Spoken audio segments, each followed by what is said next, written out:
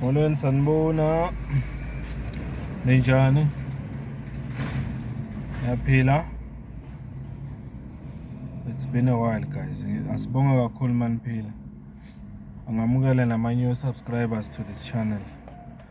Ngithi welcome to Mfoka Mkhonza TV and podcast. Ngithi welcome nakulabo abaku TikTok Mfoka Mkhonza. Ngiyanibonga kakhulu guys for supporting my work. Thank you so much for supporting my channels, that is YouTube and TikTok. I appreciate it a lot. Ngiyabonga kakhulu ngokuthi ningifollow TikTok. Ngiyabonga futhi nokuthi nisubscribe ngapha ku YouTube, sikholise nama channel. Kose kusekuningi esazokwenza kuwo. Asibonga kakhulu. Empeleni bengithi ngizokwenza ivideo izolo. Kodwa ngenxa yezimo zange kusavuma. Uvela umuntu abambeka kwaba yini nale. Kwabhekalela namhlanje nje namanje umuntu ukhathele kabi. Wasibuya kwi stakeholder meeting, invitation ebeyivela ku executive mayor wethu la eMkhondo, umama uNgelosi Ndlovu. Sibuya khona ke besimemile nje sonke esimedia asemkhondo na social media, content creators, all that, arts and culture, sports. Sizoba nje ne-engagement ne-mayor about i-way forward ey'ntweni esiyidingayo la eMkhondo. Hambe kahle kakhulu. Kungijabulisile lokho engikubone namhlanje. Uma kuwukuthi nje ubukele emeya wethu la, ngithi angibonga ukukhethekile ngokuthi uvulele lithuba lokuthi singabantu basemkhondo sizohlala nawe phansi sixoxe nje ngezinto ezithinta umphakathi wakithi, nokuthi umasipala ungasilekelela kanjani lapha nalapha. Siyabonga kakhulu. Kwangathi ingxoxo enjengalezi singahlala iqhubeka ukuya phambili. Angekho-ke kodwa lapho namhlanje kule video le futhi nje ukuzokhuluma ngama recent ngizothi ama recent issues or topics or whatever enzakalayo ku-MK Party. Ngiyathola ukuthi uChief Whip wethu eParliament, uChief Whip we-MK Party, ubaba uMzwanele Manye, uhoxisiwe kulesikhundla esibaluleke kangaka sokuthi abe uChief Whip eParliament. Bengakayiboni ke ngokukhethekile incwadi le emisayo kulesikhundla, kodwa nje ngikutholile ukuthi umisiwe njengo-Chief Whip. Engikutholayo ukuthi uzo-replacewa umama uColleen Makhubela.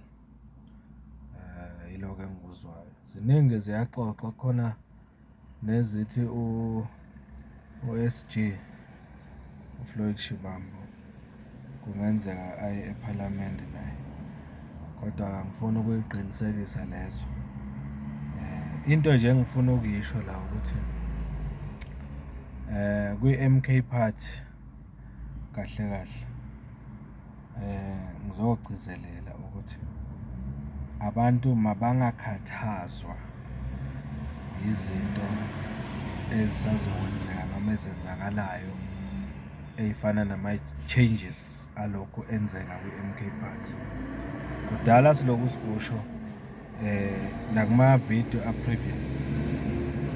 This is expected, especially kwi-organization esentsha njenge-MK Party, which is only 1 year old. Yayibona leyo. Yazi lento ifana nje nokuthi uma ngabe kuqala isizini ebholeni lenyawo, kufika ucoach omusha kuleyo season yokuqala kuyobe kungasi fair ukuthi ama-fans angalindela ukuthi loyo coach nge-first season yakhe nakanjani akawine i-league, awine nama-cups. Why? Because kule first season ucoach kusafuna abonde kahle nama-player anikwe wona, nama-player awathengile, abuke ukuthi kahle kahle i-first team yakhe angayimisa kanjani and all that. I-first season eyalokho mina ngendlela ngi-understanda ngayo. So la ku-MK Party njengamanje ku-MK Party sina only 1 year. Njoba sino 1 year ku-MK Party, that means kuningi okusekusha kubaba oziholayo baba uZuma. Kunabantu abasha ukuthi uzosebenza nabo, usayibuilda nalabo ayibuilda nabo i-MK Party njengoba sibona nje. Akufanele-ke bese sibanga umsindo noma sitatazele noma sithuke masibona kwenzeka ama-changes now and then. Ngithi angizogcizelela lokho nje ukuthi akufanele sibe silokhu siwara kakhulu noma sikhathazeka kakhulu ngama-changes asazoba khona. Besihlezi sikusho lokho futhi sisazoqhubeka sikusho ukuthi ama-changes asezoba khona because lisakhiwa iqembu lomkhonto wesizwe Party. So izinto ey'fana nalezi sizoyilindela. It doesn't mean ukuthi for example ukushintshwa kukababa uMzwanele manje eParliament, it doesn't mean ukuthi u-useless noma akaqualify or mhlampe kunenkinga engeke isaxazululeka. No, it's not like that. Ngicabanga ukuthi nabo abaholi bethu ku-MK Party, even bona abaseParliament nabaku-leadership nje e-national ye-MK Party ba-understanda very well ukuthi kwi-MK Party umuntu usengasuswa lapho khona kubekwe omunye njalo njalo because kusakhiwa kuyiwa phambili. So angiyiboni into ekufanele ukuthi isibangise umsindo. Ngiyezwa nje nabanye abavela kwamanye ama-political parties abathole into yokuhleka ngayo, yokukhuluma ngayo and all that ukuthi hayi vele lona kanjani njani. Even naku-MK sekukhona abakhulumayo and all that. There's no need to worry bafethu. Akuqali ngobaba uManyi ukuthi ukhishwe esikhundleni esikhulu. Sibabonile nabanye bekhishwa phambili futhi nabanye basazokhishwa kufakwa abanye. Kusazokwenzeka nje i-rotation kufanele siyi-expect noma ngathiwa masivuka kusasa u-SG mhlampe sengomunye umuntu, akufanele lokho kusithuse noma sikholele ukuthi izinto ziyonakala nge-MK Party. Yabo i-leadership ye-MK Party isazohlezi icabanga ibhoka isimo, ibona ukuthi kufanele just like coach ne-technical team yakhe bayahlala ebhentshini bayibuka igame ukuthi njengoba idlala ihamba kanje.